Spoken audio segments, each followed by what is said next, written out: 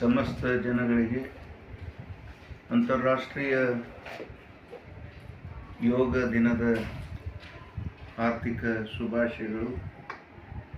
ನಮ್ಮ ದೇಶದ ಅತ್ಯಂತ ಮಹತ್ವದ ವಿಶ್ವಕ್ಕೆ ಕೊಡುಗೆ ಕೊಟ್ಟಂಥ ಯೋಗ, ಆ ಯೋಗದ ದಿನವು ಇವತ್ತು. ಈ ಶುಭ ಸಂದರ್ಭದಲ್ಲಿ ಯೋಗ ನಮ್ಮ ದಿನನಿತ್ಯದ ಜೀವನದಲ್ಲಿ ಭಾಳ ಪ್ರಾಮುಖ್ಯತೆಯನ್ನು ವಹಿಸುತ್ತದೆ.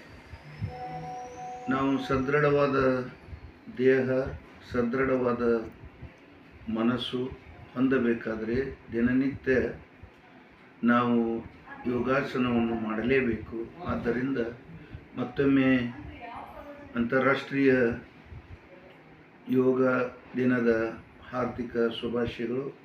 ಸರ್ವರಿಗೂ ಒಳ್ಳೆಯದಾಗಲಿ.